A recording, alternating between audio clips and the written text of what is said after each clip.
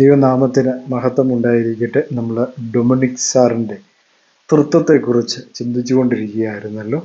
അതിലെ രണ്ടാം ഭാഗത്തിൽ എത്തിച്ചേർന്നിരിക്കുകയാണ്. ഇനി രണ്ടാം ഭാഗത്തിൽ അദ്ദേഹം എന്താണ് പറഞ്ഞതെന്ന് നമുക്ക് നോക്കാം. അതിന് വീഡിയോ കണ്ടിട്ട് മടങ്ങി വരും. വിട്ടുപിരിഞ്ഞ് ഭാര്യയോട് പറ്റിച്ച് അവർ ഏകദേഹമായി തീരും. ഇവിടെ വ്യക്തികൾ രണ്ടുപേരാണ്, പക്ഷേ അവർ ഒന്നായി മാറും.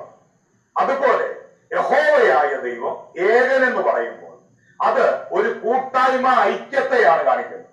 ഇനി നമുക്ക് ബൈബിളിന്റെ ഏറ്റവും ആദ്യത്തെ വാക്യത്തിലേക്ക് പോകാം. ഉൽപ്പത്തി പുസ്തകം 1-ാം അധ്യായം 1-ാം ഭാഗം. ആദിയിൽ ദൈവം ആകാശവും ഭൂമിയും സൃഷ്ടിച്ചു. ഇവിടെ ദൈവം എന്നതിന് ഉപയോഗിച്ചിരിക്കുന്ന എബ്രായ വാക്ക് എലോഹീം എന്നാണ്. എബ്രായ വ്യാകരണം അനുസരിച്ച് ഏലോഹീം എന്നത് ഒരു ബഹുവചന വാക്കാണ്. അതായത് ഒരൊറ്റ ദൈവത്തെ സൂചിപ്പിക്കാൻ ബഹുവചന രൂപമാണ് ബൈബിൾ തുടക്കത്തിലെ ഉപയോഗിച്ചിരിക്കുന്നത്. അത് കൂടുതൽ വ്യക്തമാക്കുന്നത് മനുഷ്യന്റെ സൃഷ്ടിപ്പിലാണ്. ഉൽപ്പത്തി 1-ന്റെ വീഡിയോ എല്ലാവരും ശ്രദ്ധിച്ച് കാണുമല്ലോ. ഇനി അദ്ദേഹത്തിൻ്റെ ആശയം വരുന്നത് പുതിയ ആശയമൊന്നുമില്ല, ഇത് പഴയ ആശയം തന്നെയാണ്. ഭാര്യ ഭർത്താക്കൾ തമ്മിലുള്ള ആ ഒരു എന്താ പറയുക ചേർന്നിരിക്കുന്നത് പോലെയാണ് പിതാവും പുത്രനും ചേർന്നിരിക്കുന്നത്, അല്ലെങ്കിൽ ദൈവത്തിൽ 3 പേര് കൂടിയിരിക്കുന്നു എന്നുള്ളതാണ്. ഇത് പലരും പറഞ്ഞു കേട്ടിട്ടുള്ള ഒരു കാര്യം തന്നെയാണ്. ഭാര്യയും ഭർത്താവും ചേർന്നിരിക്കുക അല്ലെങ്കിൽ ആ ഒരു രീതിയുമായിട്ടാണോ ദൈവത്തെ താരതമ്യപ്പെടുത്തുന്നത്? അത് വളരെ തെറ്റായ ഒരു ചിന്താഗതി അല്ലേ അത്? അങ്ങനെയാണോ? ഭാര്യയും ഭർത്താവും എന്ന് പറയുന്നത് വ്യത്യസ്തമായ ചിന്താഗതികളുള്ളവരാണ്. ഭാര്യ വേറെ തരത്തിൽ ചിന്തിക്കും, ഭർത്താവ് വേറെ തരത്തിൽ ചിന്തിക്കുന്നു. അപ്പം അതിനോട് സാമ്യപ്പെടുത്തി വെച്ചിരിക്കുകയാണ് നമ്മുടെ ഈ ഡൊമിനിക് സാർ.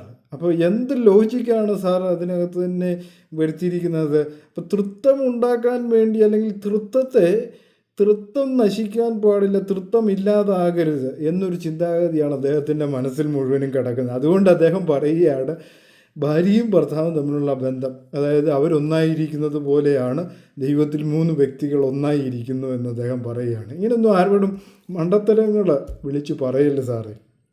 അപ്പം അങ്ങനെ ഭാര്യയും ഭർത്താവും ഒന്നായിരിക്കുക എന്ന് പറഞ്ഞു കഴിഞ്ഞാൽ അവരുടെ ഒരു തീരുമാനമാണോ? അങ്ങനെ ഒരു തീരുമാനമായിരുന്നെങ്കിൽ ഈ ലോകത്തുള്ള ഈ ഡൈവോഴ്സുകളൊക്കെ നടക്കുമായിരുന്നു. അവർ ഒരേ ചിന്താഗതി, ഒരേ മനസ്സുള്ളവരായിരുന്നെങ്കിൽ ഈ ലോകത്ത് ഈ ഡൈവോഴ്സും കാര്യങ്ങളൊക്കെ നടത്തും. അതുകൊണ്ട് അതുമായിട്ട് ബന്ധപ്പെടുത്തി ദൈവത്തെ സാമ്യപ്പെടുത്താൻ ഒക്കുമോ? എൻ്റെ ഡൊമിനിക് സാറേ, മണ്ടത്തരങ്ങൾ വിളിച്ച് പറയരുത്. പറയുമ്പം ഇത്ര നല്ല കാര്യങ്ങൾ പറയണം, നല്ല ഉദാഹരണങ്ങൾ പറയണം.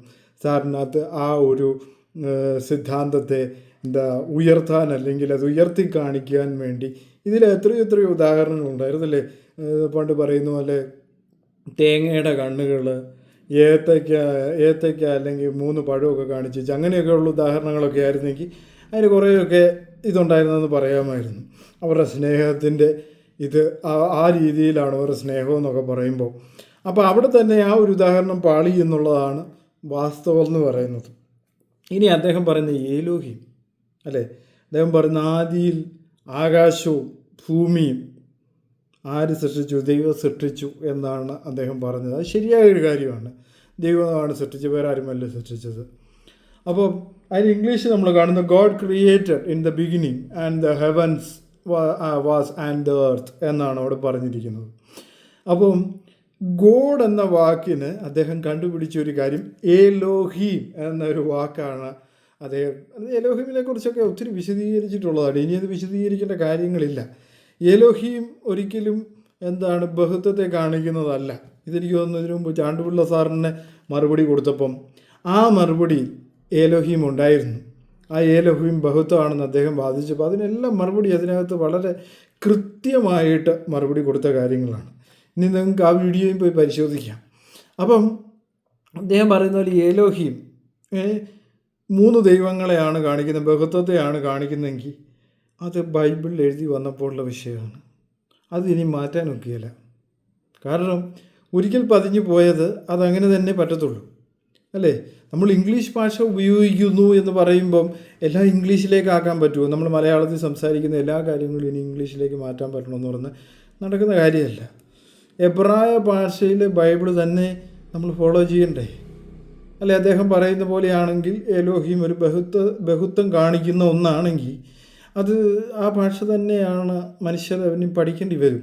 അല്ലെങ്കിലും ആളുകൾ ആദ്യം തൊട്ടിനിയും പഠിക്കേണ്ടതായിട്ട് വരും. ഇപ്പം ദൈവവചനത്തിൽ അത് ആദ്യം തന്നെ എഴുതേണ്ടതായിരുന്നു. എന്തുകൊണ്ടത് എഴുതിയില്ല? കാരണം ഞാൻ പറയുകയാണെങ്കിൽ ഈ പറയുന്ന വാക്യം ഞാൻ അത് ആദ്യം തൊട്ട് വായിക്കാം. അപ്പോൾ അതിൽ നിന്ന് കൂട്ടുകയല്ലേ എൻ്റെ സാറ് ചെയ്തുകൊണ്ടിരിക്കുന്നത്. സാറ് അത് ഞാൻ പറയുന്നില്ല, സാറ് തന്നെ, ഞാനത് വായിക്കാം. ആദ്യം ദൈവം ആകാശവും ഭൂമിയും സൃഷ്ടിച്ചു. ആ ദൈവം അതൊരു ബഹുത്വമാണ് എന്ന് സാറത് എഴുതി കഴിഞ്ഞാൽ അത് 3 പേരായിരുന്നു ആ പറയുന്നത്. ആ ദൈവം എന്ന് പറയുന്നത് ആ ദൈവത്തിൻ്റെ സ്ഥാനത്താണല്ലോ എലോഹീം എന്ന വാക്കുള്ളത്. അത് ഉപയോഗിച്ച് കഴിഞ്ഞു കഴിഞ്ഞാൽ അവിടെ ദൈവങ്ങളെന്നല്ലേ വരേണ്ട സാറേ? അങ്ങനെയല്ലേ ഇത് എഴുതേണ്ടത്? ആദിയിൽ ദൈവങ്ങൾ ആകാശവും ഭൂമിയും സൃഷ്ടിച്ചു. അപ്പം ഒന്ന് കൂട്ടുമല്ലേ സാർ അവിടെ ചെയ്തത്? അപ്പോൾ സാർ ആരോടാണ് ഈ തെറ്റ് ചെയ്യുന്നത്? സാറ് പഠിച്ച ആളുകളിൽ നിന്ന് പഠിച്ചതായിരിക്കും ഇക്കാര്യം അല്ലേ? അപ്പോൾ അതൊന്ന് കൂട്ടുമല്ലേ ദൈവങ്ങൾ എന്ന് പറയുമ്പോൾ? എന്നാൽ പിന്നെ അത് ആദ്യം തന്നെ ദൈവങ്ങൾ എന്ന് എഴുതിയാൽ പോരായിരുന്നു. നമുക്ക് ത്രിയേക ദൈവമാണ് ഉള്ളത്. അതുകൊണ്ട് സാറ് ബൈബിൾ എഴുതുമ്പം ഇനിയിപ്പം തൃത്വവുമായിട്ട് ബന്ധപ്പെടുത്തിയാണ് ബൈബിൾ എഴുതുന്നതെങ്കിൽ അത് ആ രീതിയിൽ തന്നെ എഴുതിയാൽ പോരായിരുന്നു. എന്തുകൊണ്ട് ബൈബിൾ ദൈവങ്ങളെന്ന് എഴുതിയില്ല? അത് എന്താ എഴുതാഞ്ഞത്? അന്ന് എഴുതേണ്ടതല്ലായിരുന്നു. ഇന്ന് വന്നിട്ട് ഒരു എബ്രായ അല്ലെങ്കിൽ ഒരു ഗ്രീക്ക് കാണിച്ച് പാവപ്പെട്ട ആളുകളെ ഇങ്ങനെ പേടിപ്പിക്കേണ്ട കാര്യം വല്ലതും ഉണ്ടോ? അവർ പഠിച്ചിട്ടില്ല, അവർക്കറിയത്തില്ല. അവരെ എന്തിനാണ് ഇങ്ങനെ പേടിപ്പിക്കുന്നത്? എലോഹീം എന്ന് പറയുന്ന ദൈവങ്ങളാണ് എന്ന് പറഞ്ഞുകൊണ്ട് അവരെ എന്തിനാണ് പേടിപ്പിക്കുന്നത്? അവർ ഈ എബ്രായ ഒന്നും പഠിച്ചിട്ടില്ല അല്ലേ? എല്ലാവരും ഇംഗ്ലീഷ് പഠിക്കുന്നില്ല എന്ന് പറയുന്ന പോലെ എല്ലാവർക്കും ഇംഗ്ലീഷ് പറയാൻ അറിയാമെന്ന് നിർബന്ധങ്ങളൊന്നും തന്നെയില്ല. അയ്യോ, എബ്രായയിൽ അങ്ങനെയാണ്, അതുകൊണ്ട് മലയാളത്തിലും അതങ്ങനെ അങ്ങ് എഴുതിയാൽ പോരായിരുന്നു. എന്താ എഴുതാൻ സാറേ? ഈ സാറ് നാളെ എഴുതുമ്പം അത് അവിടെ ബ്രാക്കറ്റിൽ എഴുതണം, ഇത് ഈ എബ്രായയിൽ എലോഹീം എന്നുള്ളത് കൊണ്ട് ഞങ്ങൾ ഇതുകൊണ്ട് ഇവിടെ ദൈവങ്ങൾ എന്നെഴുതിയിരിക്കുന്നത് അതുകൊണ്ടാണ്. എന്താ എഴുതാഞ്ഞത്? അയ്യോ, സാധാരണക്കാരൻ്റെ രക്ഷയോടുള്ള ബന്ധത്തിലാണ് അതൊക്കെ വരുന്നത്. കാരണം ഈ വചനമാകുന്ന മായമില്ലാത്ത പാല് കുടിക്കുവാനാണ് പത്രോസ് പറഞ്ഞേക്കുന്നത്. അപ്പം ഇത് ദൈവമാണ്, ഈ ഒരു ദൈവമേ ഉള്ളൂ എന്ന് പറഞ്ഞിട്ട് അത് നമ്മൾ സ്വീകരിച്ചിട്ട് അത് വേണ്ട എന്ന് പറയുന്നത് സാർ ഒന്ന് ആലോചിച്ച് നോക്കിയത് തെറ്റല്ലേ? സാർ ഇതിനകത്ത് തൃത്വം കൂട്ടിച്ചേർക്കുകയല്ലായിരുന്നു? സാർ ആദ്യം തന്നെ പറഞ്ഞു തൃത്വം എന്നൊരു സംഗതി ഇല്ലയെന്ന് പറഞ്ഞു. പക്ഷേ ഞാനിത് കണ്ടുപിടിക്കും, അതിനകത്തുണ്ട്. പക്ഷെ സാറിപ്പോൾ ഇത് ചെയ്തുകൊണ്ടിരിക്കുന്നത് എന്താ? സാറിത് കൂട്ടിച്ചേർത്തുകൊണ്ടിരിക്കുകയാണ്, ഒന്നിനോടൊന്ന് കൂട്ടുകയാണ്. ഇല്ലാത്ത കാര്യം ഇല്ല, അവിടെ ദൈവങ്ങളെന്ന് എഴുതിയിട്ടില്ല. ഇതറിയാത്തവരെ സാറ് പറ്റിച്ചുകൊണ്ടിരിക്കുകയല്ലേ സാറ് ചെയ്തുകൊണ്ടിരിക്കുന്നത്? എബ്രായയിൽ അങ്ങനെ പറഞ്ഞിട്ടുണ്ടെന്ന്. എബ്രായ ഞാനിപ്പോൾ പറഞ്ഞ യഗാദിനകത്ത് സാറ് പറഞ്ഞത് ബഹുവചനമായിട്ട് ഉപയോഗിക്കുന്നെന്ന്. ശരി, ആയിക്കോട്ടെ. അതെന്തുകൊണ്ട് സാറ് തിരുത്തിയില്ല? അതല്ലേ ബൈബിളിൽ അത് തിരുത്തണ്ടേ? ഇത് സാധാരണക്കാരൻ വായിക്കുന്ന കാര്യം, ഇത് രക്ഷയോടുള്ള ബന്ധത്തിലുള്ള കാര്യമാണ്. സാർ എന്തേ തിരുത്താഞ്ഞത്? ഇത് തിരുത്തേണ്ട ഒരു കാര്യമാണ് അല്ലേ? കാലാകാലങ്ങളായി അവർ പറ്റിക്കപ്പെടുകയല്ലേ, വായിക്കുന്നവരെല്ലാം പറ്റിക്കപ്പെടുക.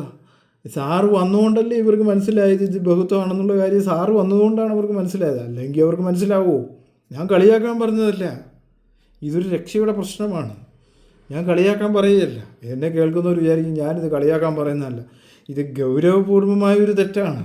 സാർ അങ്ങനെ പറയുന്നെങ്കിൽ ഇത് ഗൗരവപൂർവമായ ഒരു തെറ്റാണ്.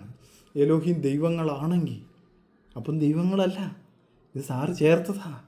അപ്പോൾ സാർ ആദ്യം തൊട്ട് ഇങ്ങനെ ചേർത്ത് വരികയാണ്, പല കാര്യങ്ങളും ഇല്ലാത്ത കാര്യങ്ങൾ ചേർത്ത് വരികയാണ്. സാർ ആദ്യത്തെ വീഡിയോയിൽ തന്നെ പറഞ്ഞു അതിങ്ങനെ സാറിങ്ങനെ ചേർത്ത് വരിക. പിന്നെ കേൾക്കുന്നവർ ഞാൻ കളിയാക്കി എന്ന് പറയരുത്. കാരണം ഞാൻ കളിയാക്കിയതല്ല.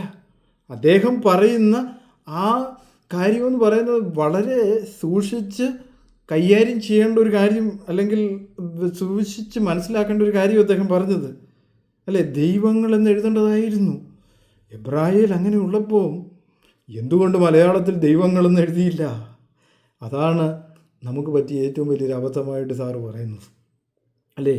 അതൊരബദ്ധമല്ലേ സാറേ? അത് മുമ്പ് എഴുതിയവരൊക്കെ അത് തെറ്റുപറ്റിയതല്ലേ? ദൈവമെന്ന് എഴുതിയതിന് പകരം ദൈവങ്ങളെന്ന് എഴുതിയതല്ലേ? ഏകൻ എന്നുള്ളിടത്ത് 6:4 ഒരു 3 പേരുണ്ട് എന്ന് ബ്രാക്കറ്റിലൂടെ ഒന്ന് എഴുതുമായിരുന്നെങ്കിൽ നമുക്കത് മനസ്സിലാക്കാനായിട്ട് സാധിക്കുമായിരുന്നു. എന്തിനാണ് ഈ എബ്രായൊക്കെ പഠിക്കാൻ പോകുന്നത്?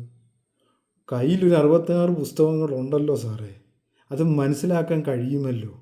എന്തിനാണ് ഈ പാവപ്പെട്ട ആൾക്കാരെ, ഇതൊന്നും മനസ്സിലാകാത്ത ആൾക്കാരെ ഈ എബ്രായും ഗ്രീക്കും പറഞ്ഞ് എന്തിനാ പേടിപ്പെടുത്തുന്നത്?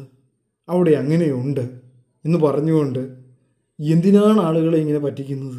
അങ്ങനെ ഉണ്ട്, അങ്ങനെ ഒരു കാര്യമില്ല. എഹാദ് എന്ന് പറയുന്നത് ഒന്നിനെ കുറിക്കുന്നത് തന്നെയാണ് എന്ന് പറഞ്ഞിട്ട് സാറ് പറയുന്നത് മൂന്നിനെ കുറിക്കുന്നതാണ് അല്ലേ? എന്നാൽ പിന്നെ ബൈബിളിൽ എഴുതണം, അങ്ങനെ എഴുതി ചേർക്കണം അല്ലേ?